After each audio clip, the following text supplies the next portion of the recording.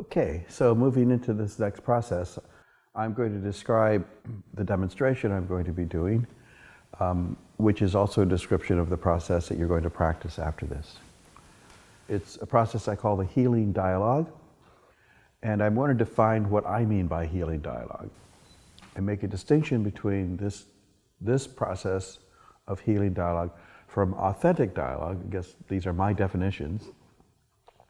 The authentic dialogue is, I think, what we're most familiar with in terms of engaging in an exchange with someone where there's a reciprocal, interdependent exchange. But we're talking about this particular topic, this event, this situation, stimulus, and I'm bringing it to you, expressing my honesty about it, hearing your response, you express what comes up for you until we come to some interdependence, some mutual understanding.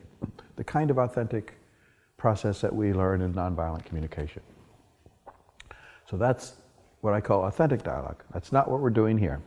What we're doing here is a healing dialogue, and it's very much related to the process that we practiced earlier of self-responsibility. And it goes this way. Let's just say I have an experience with another person, and something that they say stimulates or triggers a reaction in me. I'm in this reactive mode, judging perhaps, reacting, feeling upset, hurt, all of that. And I want to approach this other person so that I'm asking them of their willingness to be present to me, witnessing, as I express what was stimulated in me as a direct result of what they said or did. So I'm not engaging them in what's going on with them. I'm asking them simply to be present to me, witnessing, as I'm taking ownership for. This is what went on when you said or did that. Let's say I immediately had a reaction, and I want to connect to the present moment as I'm describing this to the other person. I had a reaction, and I noticed I felt immediately hurt, scared, and then I had a judgment, inner judgment going on. As I'm expressing this to them, I'm not asking for a response. I'm doing it in the context of I'm expressing what is arising in me now so that I can take full responsibility for my own reaction in the company of your presence. Okay? So that what I'm sharing as the one who's doing the process is my vulnerable ownership for what was stimulated in me back then of what's going on in me now. So I want to be able to own and feel with the witnessing presence. I may say, what you said stimulated some fear. Initially I'm feeling angry, but as I stay with that, I follow the fear. And I'm sensing that the fear in me touches something that's a familiar feeling that I carry when I get triggered by people. I'm afraid I'm not going to be seen that I want to be seen. I'm afraid that I've done something wrong. So then I own that. It's a pattern that I carry with me that was simply re-stimulated by a very common stimulus. So it's not personal to that person, but that person did stimulate an ongoing inherent pattern that's in me already that's calling forth for healing and transformation. It's a stimulus that happened before this in the past, recent past or some past, and then it brings up the present moment experiencing. So the witness is there to listen as if this is the person that provided the original stimulus. Listen, provide empathy, support the person in owning their experience. So when I said what I said, initially you find yourself thinking that I did something to you. Is that what your thinking is? So I'm reflecting in a way that helps the person really own it. And as you follow your thinking, it sounds like you initially feel really scared and you're wanting to run away. But underneath that, are you feeling the sense of that somehow you're judging yourself, that you're not enough, and you want to experience acceptance in this? So the witness is not at all talking about them, themselves, holding of very present witnessing, because the person with willingness and actually with courage has come forth and said, you stimulated something in me. I want to heal that in me. I want to take full responsibility. I want to be vulnerable and own that in front of you as you witness me. So that's the general idea. So I'm going to just leave it at that, and I'll pause and ask those of you who are getting ready for the practice to focus on a situation in which you actually had an interaction with someone, a person, that stimulated this reaction in you. And it could be a very common pattern that you're used to. It may not necessarily be that on the surface. You may not be aware of that. So just think about that as a way of going into this.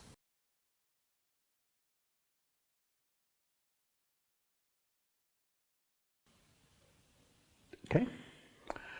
So, thank you. So let us begin.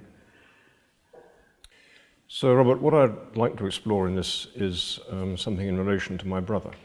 And that's probably what I need to say, but if you're willing, I'll just start from there. Yes, I am willing to. You can begin. So, Robin, it's 3 years since our father died. And there's something still going on for me about some of our interactions at the time.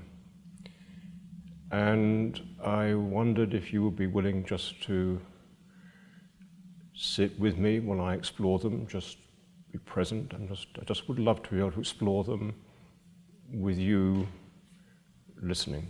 Yes, absolutely. I guess it's important to me to say that I do know it's my own reactions. I just want you to understand that it's my exploration. But I'd be really grateful if you would allow me to do this. Mm-hmm. The sense that already you can be aware, you're owning that this is your own reactions, and you want me to further support you in that just by being present. Yes, there is a part of me that knows they're my own reactions, but I think a reason for having this conversation with you is there's a part of me which is still connected with them, and I would just love to explore that. And I think it goes back to really just a couple of days after our father died, and he had asked for his funeral to be conducted by his 4 children, which was a very wonderful thing. And it left us 4 to talk to each other about how to manage it. And we talked about it, and I guess I remember a couple of things being said, a couple of things you said. One of them, I'm afraid I don't remember the exact words, but what I heard was something about you're no more important than the rest of us. And another one I remember was we were talking about how we contributed, and you said, well, I'll do what I want, and you can fuck off. And I just want to, even as I repeat that, I feel this pain inside me. And I have some thinking about it. I can feel the thinking about it now. And there's something about, just about, look, we're all upset that Dan's died. How can you just for heaven's sake, grow up? I had a thought like that. I had another thought, which was sort of you're hysterical. It's just like you, or you're always awkward, and I can feel it now. A lot of these thoughts coming in me, and you recognize, but you're hysterical, you're awkward, you're insensitive, you're selfish, because we're all hurt. This is a time to be gentle with each other, and it's very painful for me. And the pain is a kind of, even as I talk about it now, I feel myself, it's almost like sharpening. I talk about body tightening, it feels like my body is sharpening and edgy and painful. Yeah, it feels like a rough surface on my body as I speak. And tense, I can feel now the tension. I can just say, and as I talk, I can see I've got this tension in my body as I take myself back to it.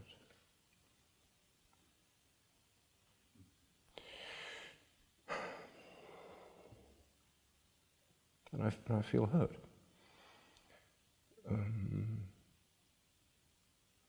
I feel a different sort of pain about wishing that sitting here with our Father literally next to us, that we could somehow, I mean, why can't we, what is life about? A sort of real pain about life, really. Or about our separation from life.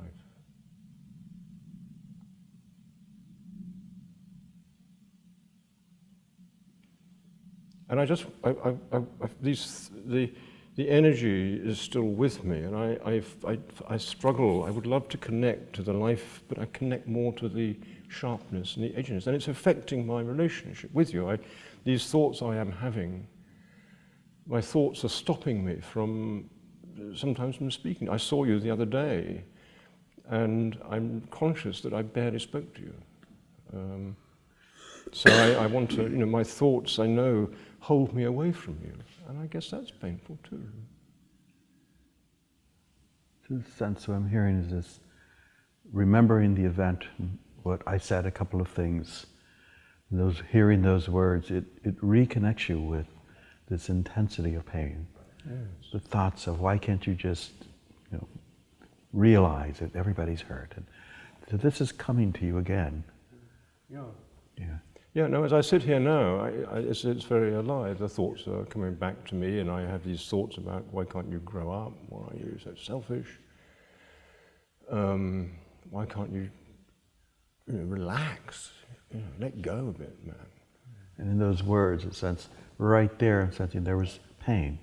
Yeah. There's pain there, right there with the words. Yeah. And the pain, it comes first as this edgy, sharp feeling, but then I can sense this other pain. I can sense this other pain, which also led me to see how these thoughts cut me off from you now, which is, I think, maybe why I'm speaking to you. I'm conscious that my thinking is holding me away from you. And we're both in many years have passed, and yet my thinking holds me away from you, and that is also a sadness. See? The thinking is holding you away. I'd like to hear more clearly what the thinking is.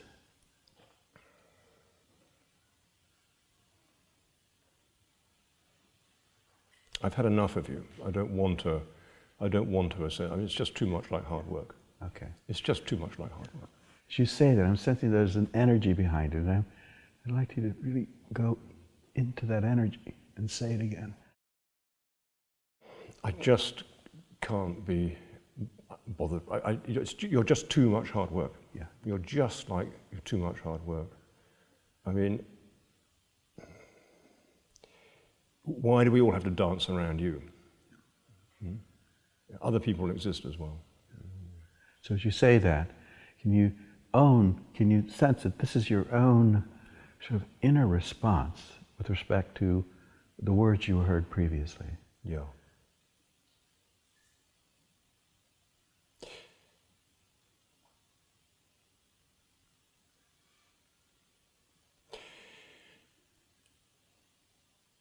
When I recall those words, which I heard as "you're no more important than the rest of us," I think there's something about my going to a place which says, nobody understands me. I was doing my best. I was doing my best to make it work for our Father. And I think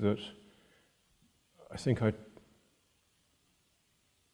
touched on a place where I just felt, I mean, you didn't understand, but perhaps deeper than that, no one understands.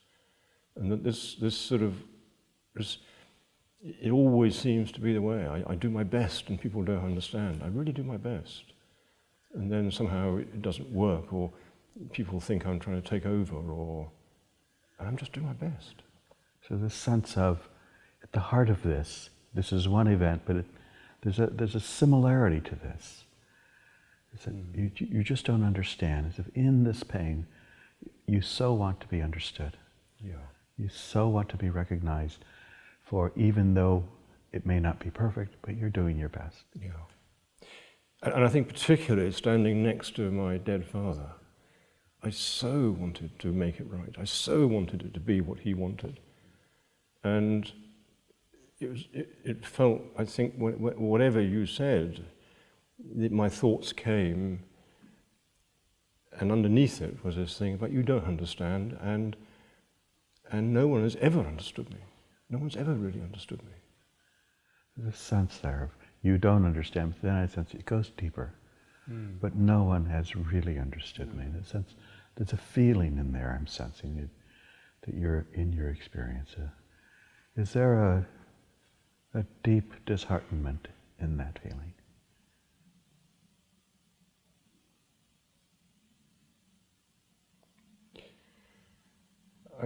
There's something about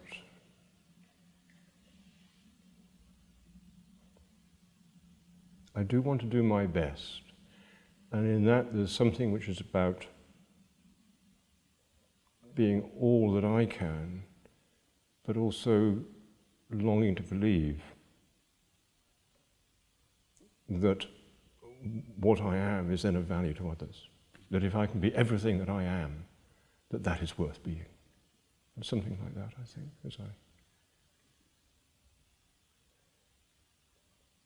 And I guess this thing about understanding is something about maybe it's another way of saying, I feel you're telling me I'm not doing my best, or my best is not good enough. This understanding is a kind of way of saying that, I think, now I come to talk to you about it. And underneath it, I just want to be everything I am, and I want that to matter.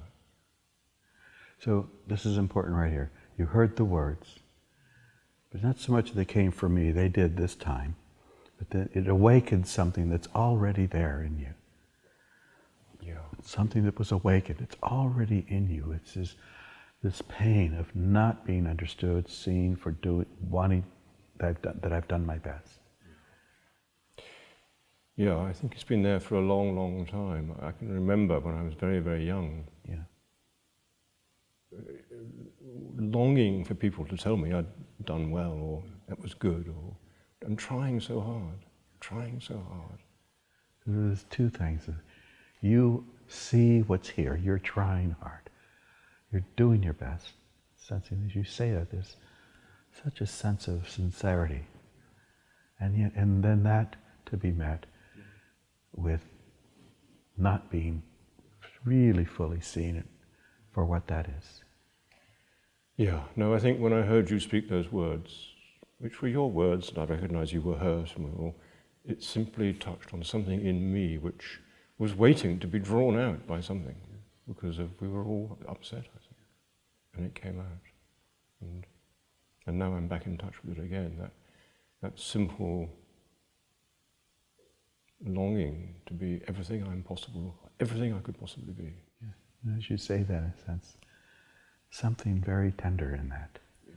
Just a longing to be everything you could possibly be. Yeah. Strangely enough, it's a very soft thing. It's not about being big or powerful. It's just about being everything I could possibly be. And it's a very oddly gentle thing.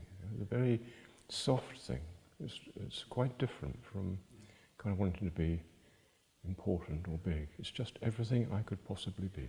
And as you say those words, I'm sensing you're actually feeling something now. Yeah, no. You have a sensation, a feeling in you.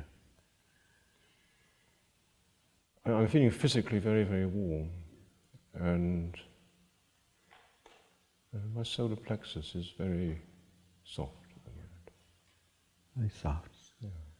And it's sensing the quality of just soft, maybe even peacefulness, or some beauty in this quality.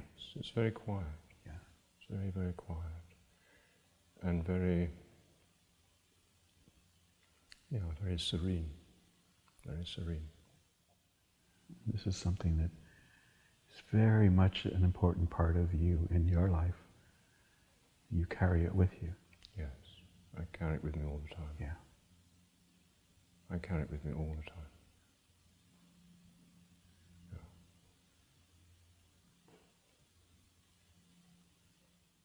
Such a beautiful thing. also very sensitive, very fragile, and very tender because it so easily is hurt.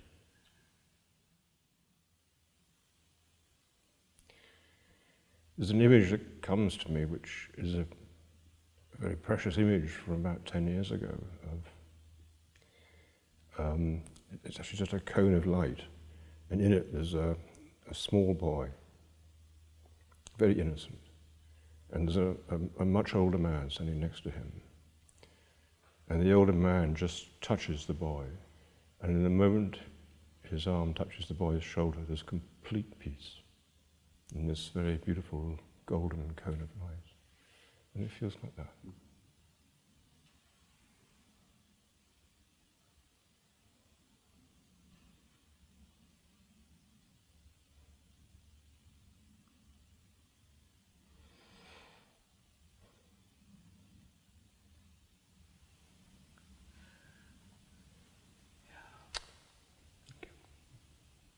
Just nothing more right now to be said.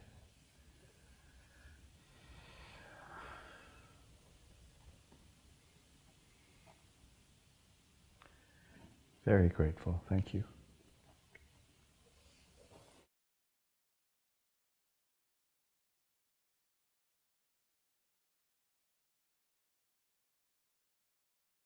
So what I want to say about what you just saw was what's very important for me is that what this process demonstrates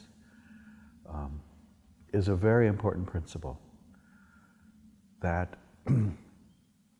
certainly if someone says or does something that stimulates this kind of pain that's not in harmony with something I care about, it's valuable and important at some stage to bring this to the person so that I can be heard, the impact that they had on me so that I can listen to them as what was alive in them. This dialogue is very important.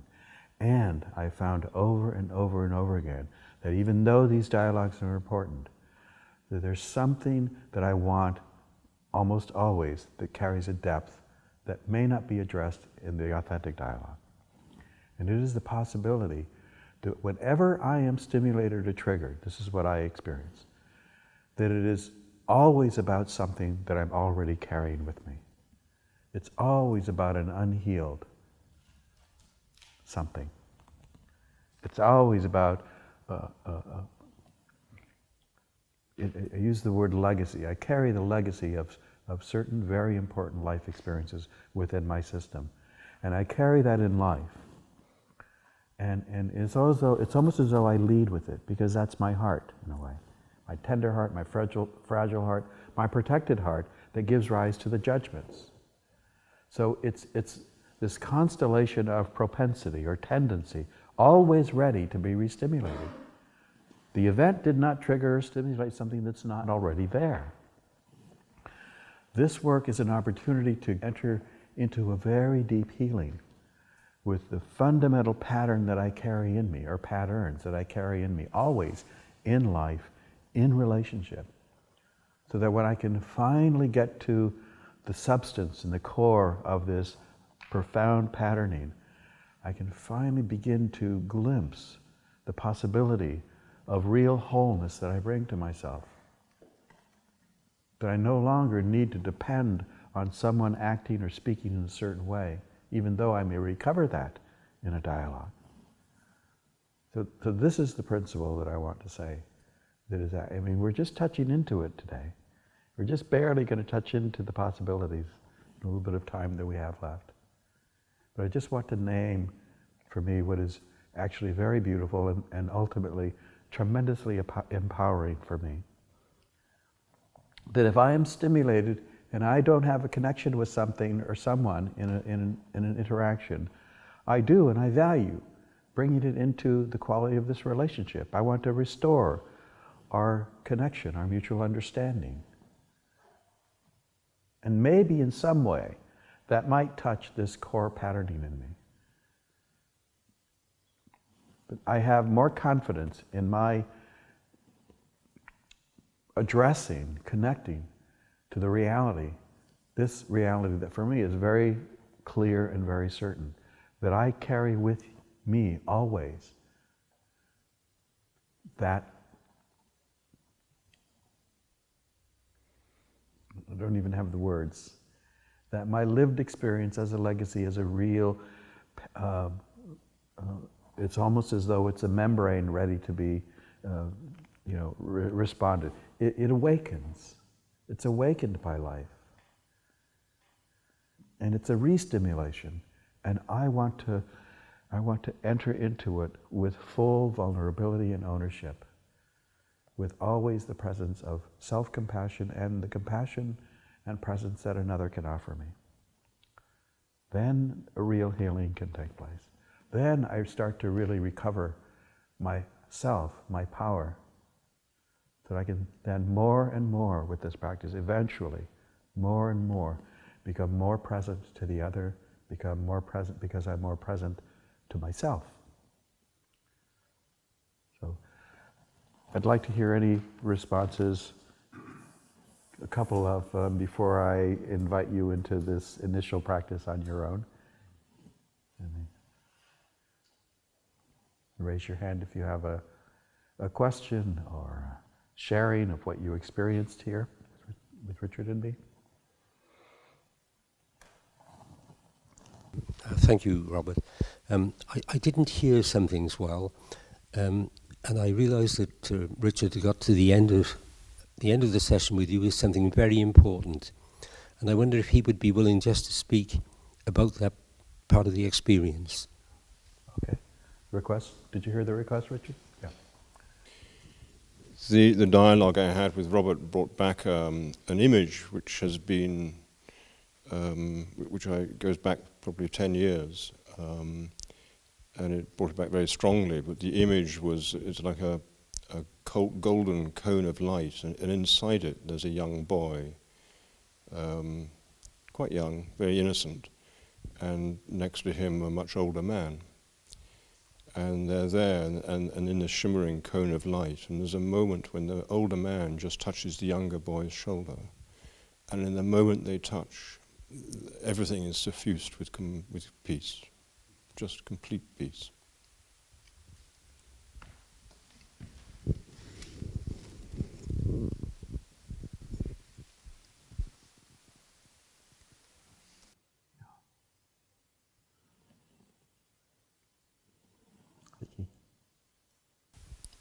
I've had some experience of attempting this healing dialogue with someone close to me. And on one occasion, this person wasn't trusting that I was taking responsibility for everything that was going on in me. And I'm wondering what to do in that situation, because unless I choose someone I know can sit and just receive me, I'm not sure that I would be happy to do it. Yeah. I don't know exactly the nature of this person's experience that they express as, I'm not trusting that you're fully owning that. Now what that does then, it draws me to the other person's experience, because they are being stimulated by something that you're sharing. Yes. Now I don't know what they're picking up on or how they're interpreting it, but it really goes to the person's capacity who is present to you, that even if you're not taking ownership, that they don't have to be triggered by that. Their inability to take ownership for whatever's going on in them, even if you're not taking complete ownership for it. So the capacity of the listener is really of paramount importance. Okay, thank you. Yeah. Yeah. So if I were not taking ownership for that, and I had the capacity, and you weren't taking full ownership for it, there's a tinge of blame, you can pick up on it, and it's saying, so even as you're speaking right now, I'm wondering if there's a sense of an energy in any way of blame that you're feeling.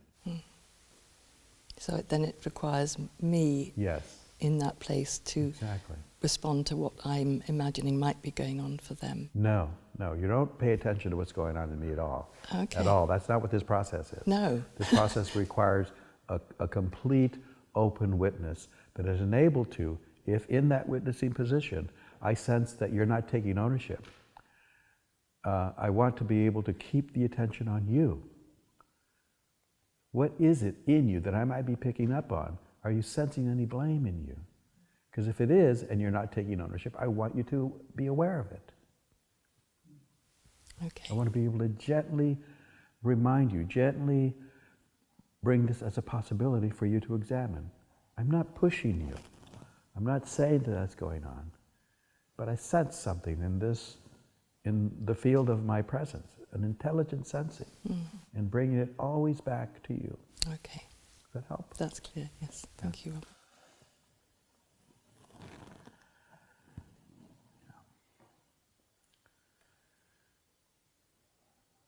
Okay. So we'll move into the practical aspect of this, choosing a partner, starting with each person who wants to practice identifying an experience in which, in a relationship, in an interaction with someone, that person said something that stimulated judgment, pain, anger, some triggering event, and then start by approaching. This person is not the actual, your partner is not the actual person that did that. They're standing, so to speak, in proxy, as if they are the one, who is offering the listening presence to support you while you undergo the touching into your experience, fully owning it, touching into the vulnerability, owning the feeling, sensing the deep longing in this. Sorry, just one question. Are you suggesting that we always do it with someone who wasn't the person, or normally do it with someone who wasn't the person who triggered? Yeah. Or At this stage, where we are in the workshop, No, I mean in life. I'm not suggesting you do this in life. Not until you've mastered this in a setting where someone has some degree of capacity, or unless you trust that the person has the capacity to be completely present to you. Right. If you don't trust that, then I would not do this process. Okay. And that, maybe it's there, that it's quite a capacity to be there. If I'm the stimulus for someone, for me to actually fully be present as they are expressing their experience in response to the stimulus that I provided. That's a fairly high level capacity. So I'd say practice this first within yourself with a neutral other person until you have developed this within yourself. Thank you. Yeah.